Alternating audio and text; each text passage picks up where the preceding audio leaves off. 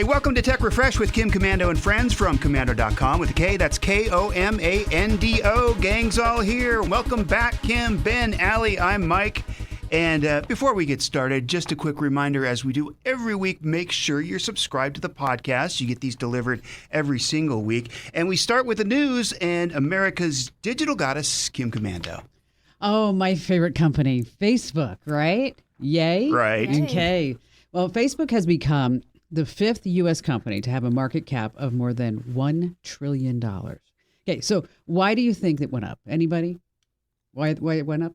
More people spending time at home with nothing to do? Because they can keep Instagram? Because everyone finally bought a portal. I like that one. I wonder how many they've actually sold.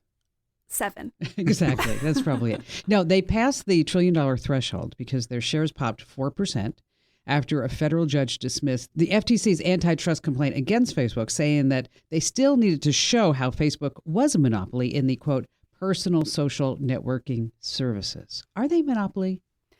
Well, add in the ads and it's close. What do you think, I think Ben? so. I think Mike? so. They're certainly overpowering in that space, right? So, yeah. I can't help but tell you this, but I have a Gmail account, and it has so much spam in it. And so I had my laptop open, and Barry's like, what is that email? Okay, so instead of Facebook, there's a website called Fbook. I'm like, oh my gosh. So keep in mind that Facebook is just barely over the $1 trillion mark. So if the shares fall, they're not a $1 trillion company, and they're going to lose their T Club membership. So who else is in the $1 trillion club? Well, starting from the bottom, Google, $1.6 trillion. Amazon, $1.7 trillion. Microsoft, $2 trillion. Apple, $2.2 trillion. So I decided to turn to Google and say, how could I spend $1 trillion? $1 trillion would buy 42 million new cars. Whoa. Wow. A year's salary for 18 million teachers. And the salary is estimated to be, they say, $53,000. That one makes you feel a little bad. Huh? Mm-hmm. It would pay for Congress for almost 11,000 years. Oh, yay. You could get the star power of LeBron James for the next 50,000 years. Wow. Mike, you'll like this. 1.33 trillion chocolate bars. Ooh. And finally, $6.2 billion a month guaranteed for life. Wow. Is that all? How could you spend $6.2 billion a month? How many islands are for sale? Yeah. I'm surprised you would say that, Ben. I mean, I was expecting, like, how many of these things, new gadgets, spaceships or something that you would want. Islands can house all these gadgets. Now, speaking of teas, all these kids have seen their parents on the Peloton bikes. So now Little Tykes has created their own smart stationary bike. It's called the Pelican. Get it? It's kind of cute. The Pelican Explore and Fit Cycle, which it doesn't sound like Peloton at all, really. Well, kind of it does. Basically, the kids can pretend that they're cycling on a snowy mountain with a dinosaur buddy. They can ride over farmlands to see animals. They can practice the elephant. They can take a virtual trip into the woods. They could be on an adventure bike trail. Now, remember, this is a Little Tykes bike with a tablet in front of it, so the kids aren't going anywhere. It's going to be available at Target next week. Good idea or bad? It's a little much for me. If you can't get the kids out of the house, at least you can. Get them started early. I don't necessarily like exercising it, but it's early. something. How much does this thing cost, though? About $150. Oh, of course it does. Okay. And so, I don't know. I had a rocking horse. I mean, that was it. Do something.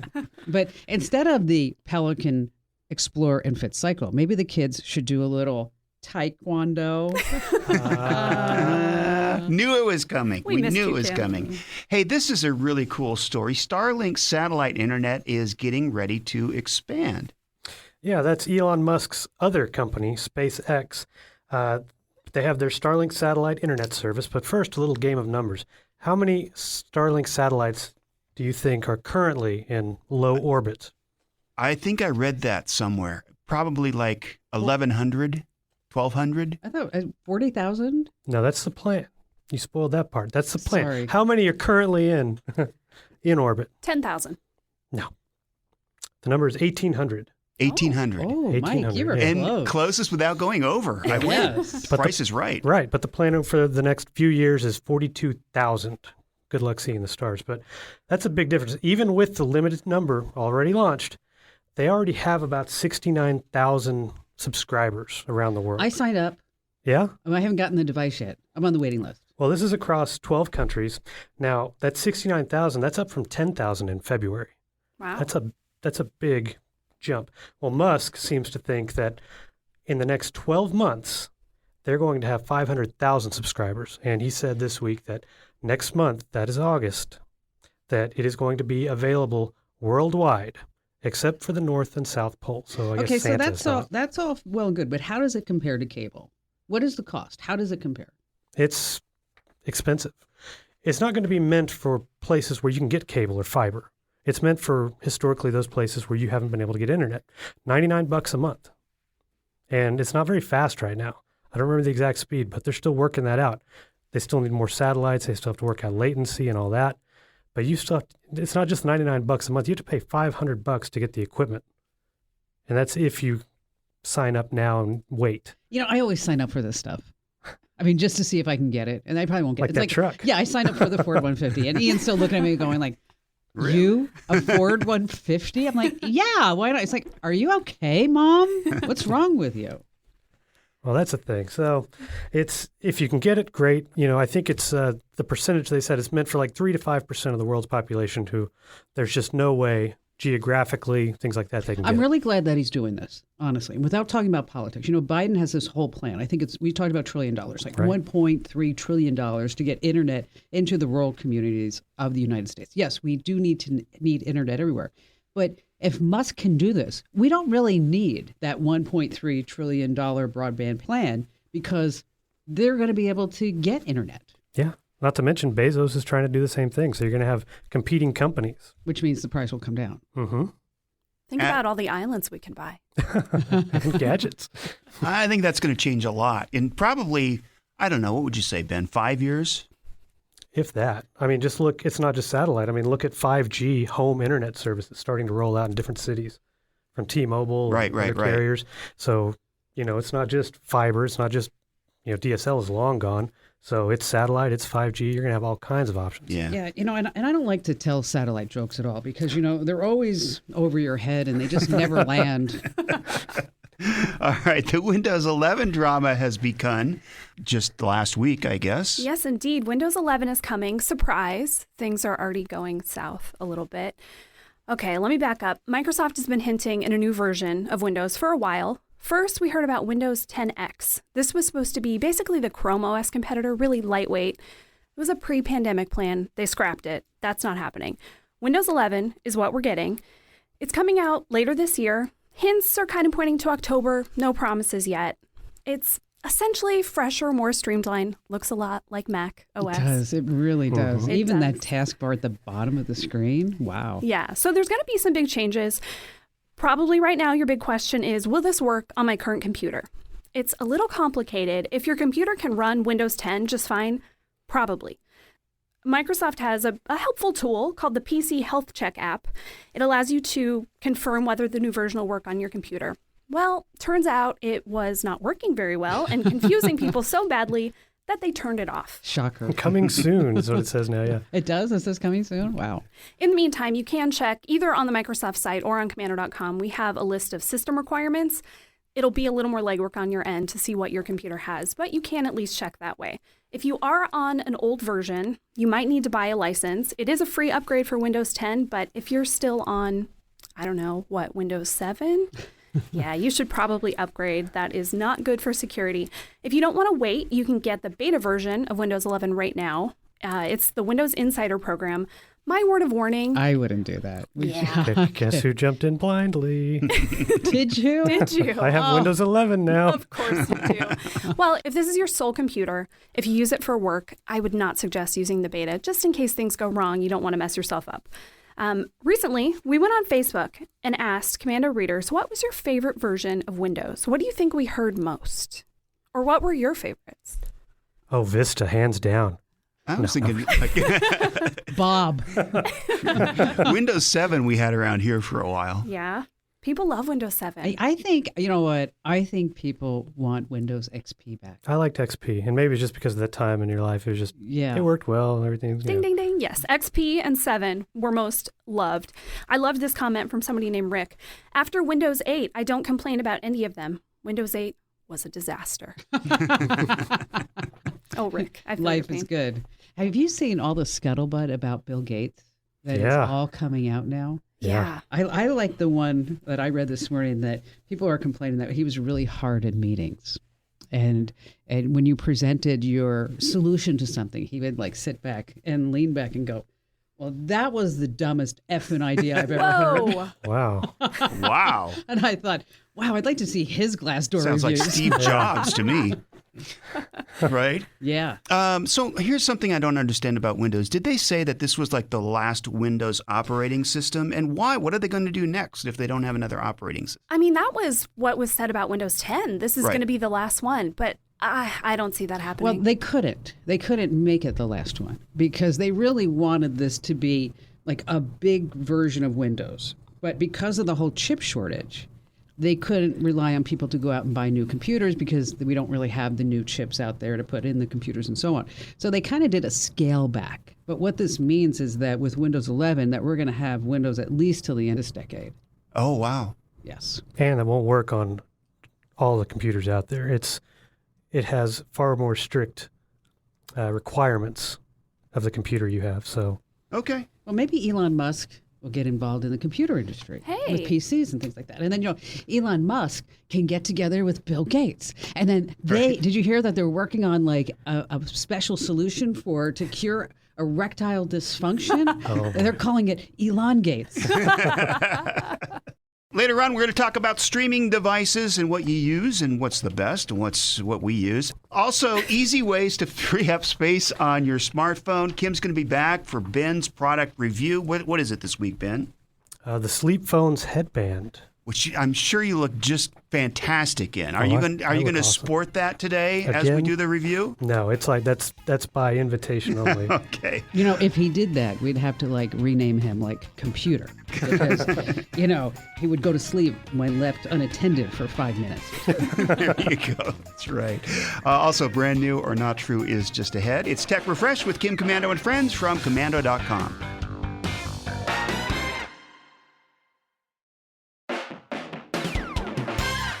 Welcome back to Tech Refresh with Kim Komando and friends from Komando.com. And brand new or not true is just ahead. But first, we're going to start with a quick tip and how to free up space on your smartphone. Ben. Join me for a moment. Think back to the dark times when the first iPhone came out in 2007. The entry-level version only had 4 gigs of storage.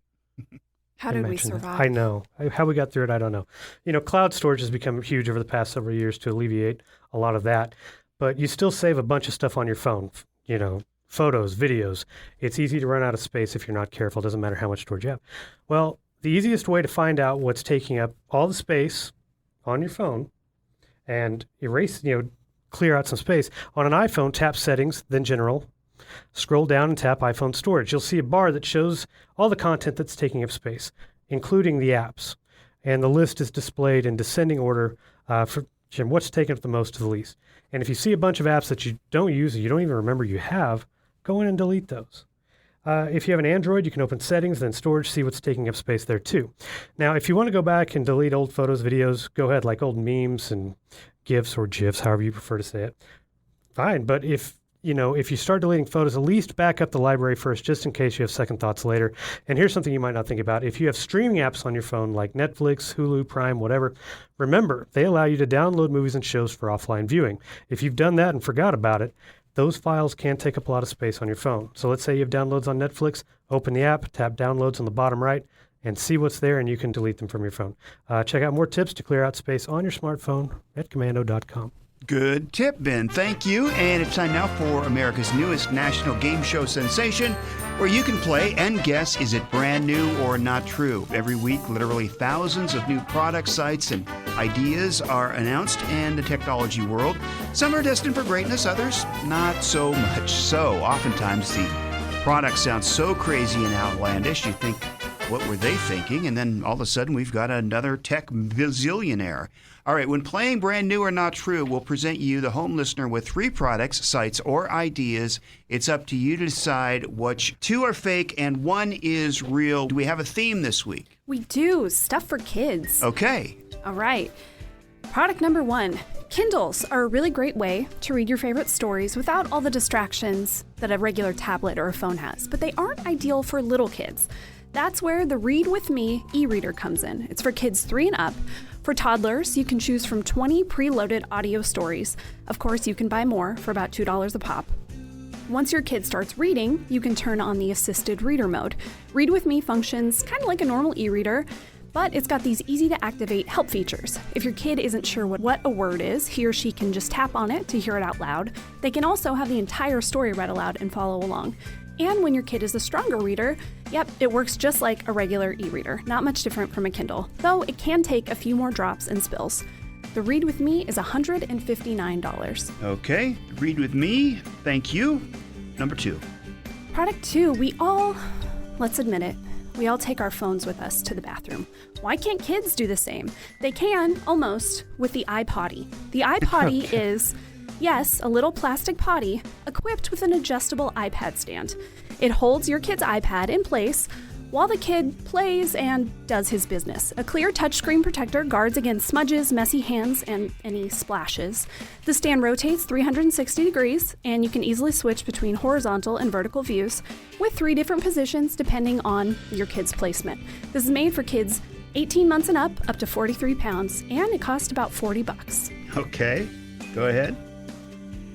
Last up, trackers, whether they're in a watch, on a phone, or in some other tech, can help you keep an eye on your kid no matter where she is. But older kids especially don't always want to be tracked, and it's easy to leave that tile or AirTag at home or switch off location sharing on a phone.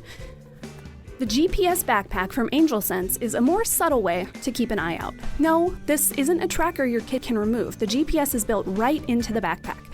There's a built-in phone charger too, just in case you don't want any questions about why there are built-in electronics in this backpack.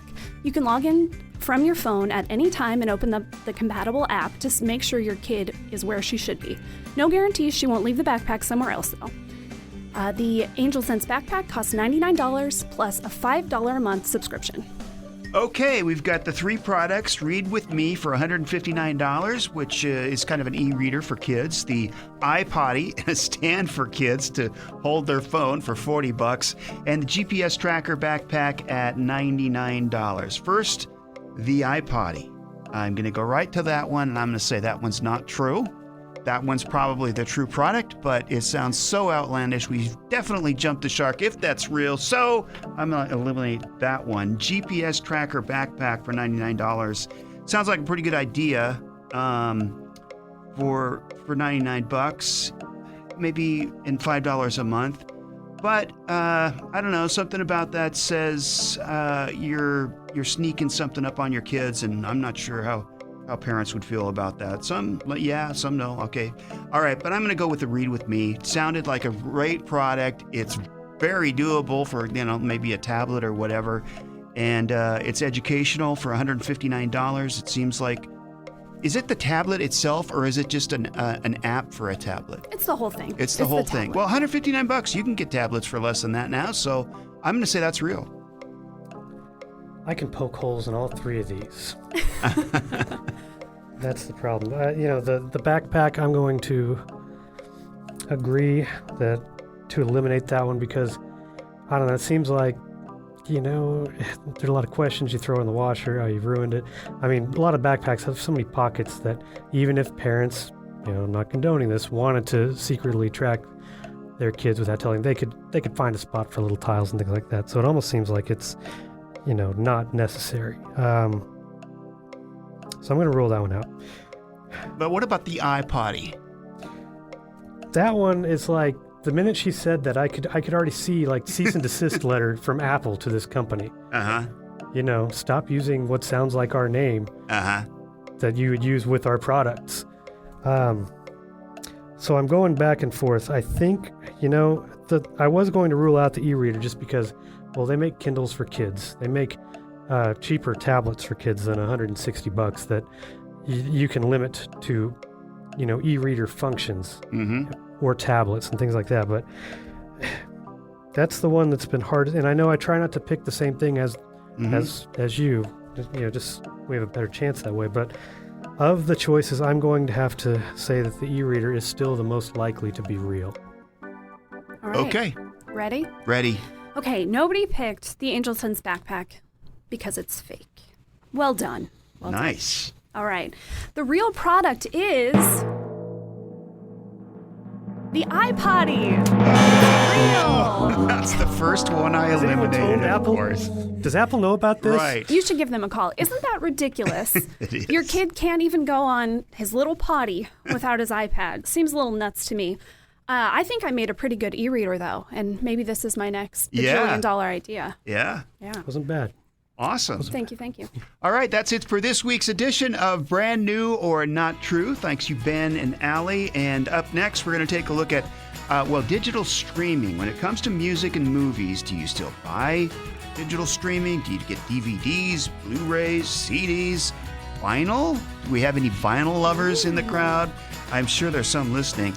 And also our scam of the week. Scammers are coming after seniors now. It's Tech Refresh with Kim Komando and friends from Komando.com.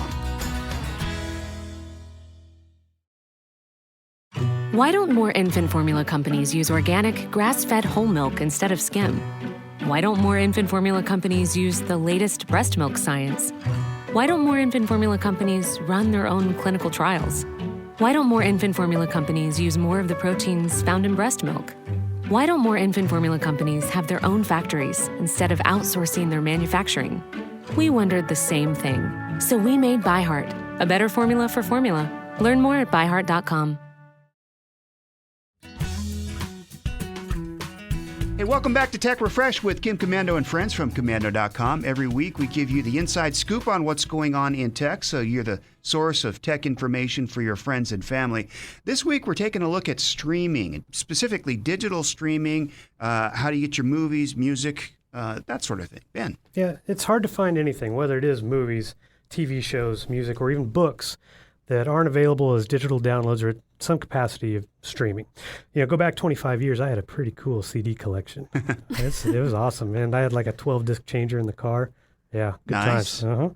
But I haven't bought a CD, I don't think, since 2003, since MP3s really took off. Right.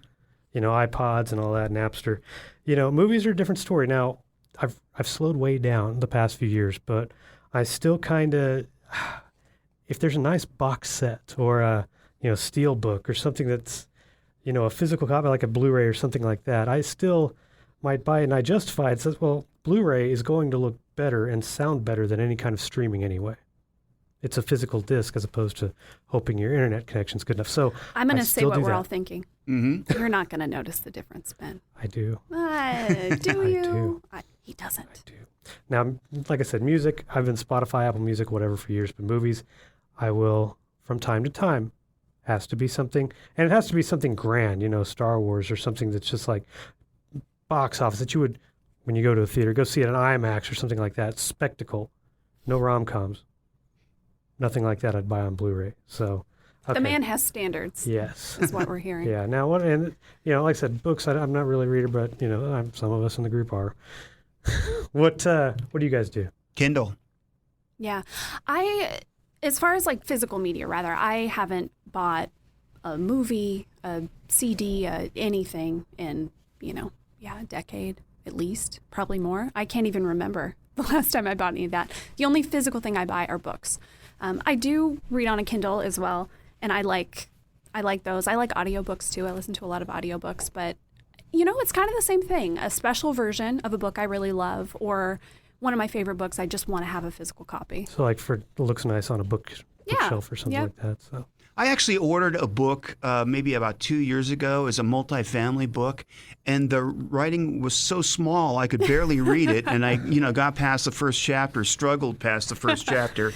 I can see Mike just using his pinching. fingers. It's like, yeah, really, zoom. he's trying to pinch or why isn't this zoom working? in. But anyway, that book is still on my nightstand, and I haven't picked it up in 2 years. That is the nice thing about Kindles. It makes it anything is accessible. You know, it's so much easier. Yeah. Yeah. You can read at night without a big light. And I would have gotten that book on Kindle had it been available, but it wasn't. Yeah. So that's the only reason I ordered it. Do you ever listen to audiobooks, Mike? No. Yeah. You should try it sometime. I think it's great. Once you get used to it, it's such an easy way to, when you're driving. To me, that's just kind of extra time that I can use to listen to a book and not just waste it on. But don't you have to buy, like for Kindle or through Amazon, you usually have to buy the book and then add the audio, right? So it's an extra $9 or $10 or I think it's $13. Yeah, it's usually its own purchase now. With Audible, Audible's still so expensive. You get like one book a month basically for, I want to say around $20, maybe a little less than that now, which is pretty expensive. I have seen some competitors though that are much lower cost audiobooks. Maybe we'll talk about that in coming weeks. No, that's a good idea. Yeah. It's a Tech Refresh podcast with Kim Komando and friends. One of the things that we promise every week is to keep you from getting scammed. So every week we take a look at a new scam that you need to know about. Scam of the week. This week, the scammers are going after seniors. Yeah, this week I'm doing something a little different, not just focusing on one specific scam. I want to give a little PSA for all the older folks in your life, or maybe you're older and you're targeted by these scams. So the FBI just put out their annual digital internet crime complaint report, and people over 60 lost nearly $1 billion in online fraud and scam last year. June 15th, which passed a bit ago, was World Elder Abuse Awareness Day, and I didn't want to let this pass completely without us diving into this a little bit. So the pandemic changed some things, mostly making a lot of older people shop online for the first time. One of the biggest fraud schemes was non-delivery of goods. So they ordered something maybe from a social media ad or a sketchy website. It never came. Well, they're out of luck. So talk to the people in your life. The most common scams against seniors in 2020 were extortion. Those are the ones that say, hey, we have this information on you. Unless you pay us some money or give us gift cards, we're going to release this. Non-payment or non-delivery. So you bought something on a website, it never shows up. Tech support fraud. Someone calls you and says, hey, there's something wrong with your computer. I can help you. Just let me remote in. And identity theft, which is always huge. Now, why are older adults such popular targets? A lot of it comes down to money. Older people tend to be more financially stable, and elderly people are sometimes easier to fool with tactics that younger people might not fall for. Of course, this is not always true. There was a recent study that showed millennials were losing more money than older generations in scams. But either way, knowledge is power. I'll do a little shameless plug for our Komando newsletters. Get our alert newsletter. Sign your older relatives up for it. We let you know about the latest scams, things to watch out for, and that's really the only way you know what to look for. Yeah, is that like a double opt-in or whatever for the newsletters? So you can share it with them, or how does that work? Yeah, you can certainly forward them an email and tell them to sign up, or you can always just go to komando.com/subscribe, or at the top there's a button that says Get Newsletters, and you can sign up there. Put in your email address, say you want to get our alerts newsletter, and it'll be in your inbox. All right, Ben's going to take a look at the sleep device that has speakers in it that you put on your head and you look really, really cool. So Indeed. cool. Yes, very cool. And we're also going to look at an exciting medical breakthrough that could save millions of lives. It's Tech Refresh from Kim Komando and friends and Komando.com.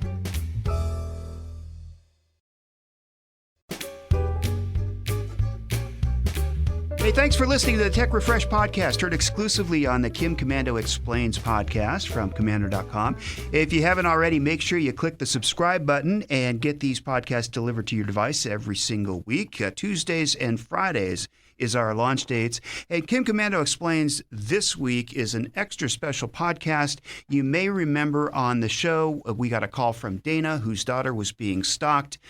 Kim followed that up with some amazing people, including her friend, the detective Richard, and then also Richard introduced us to Rico. Now, this podcast is a lot about Rico and his background, and he is a forensics expert and just an incredible guy. So don't miss that. Again, that's Kim Komando Explains. Find those by searching Komando, Komando, on your favorite podcast device. All right, it's time for Ben's product review. The crowd goes wild. Ben, What do you got? Nice. Okay, who here has to sleep with some kind of noise in the background? I'm a white noise kind of person. White noise? Yeah. Music? Not anymore. All right. Fan Okay. noise? Well, Barry has a CPAP machine. Oh, Oh, okay. And talk about white noise. Oh my gosh. It used to be like, I was like Darth Vader there. I am your husband. Yeah. But you got a quiet one. Oh. And so it is. It's like a little white noise. Like, and I'm like, oh, okay. I can sleep with you next to me with that. So How yes, so soothing. there's a little noise, but it's not bad. Well, there you go. So it's not just if you like to sleep hearing this noise, but it's, let's say you're trying to block something out like that or construction. So you might want to wear headphones. They're not comfortable if you're wearing like headphones we're wearing right now, or earbuds. Try sleeping on your sides wearing those. It doesn't work. Yeah, you try. You have Or to that find guy them the that next morning. swallowed them. Oh God, yeah, swallowed yeah. an Cautionary AirPod. tale.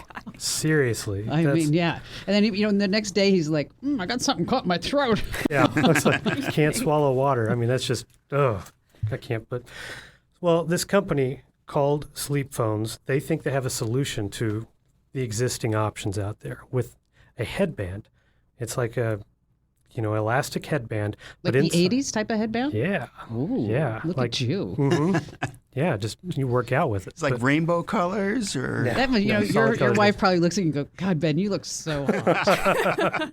yeah, going through my Karate Kid phase or my whatever you call those workout videos from back then.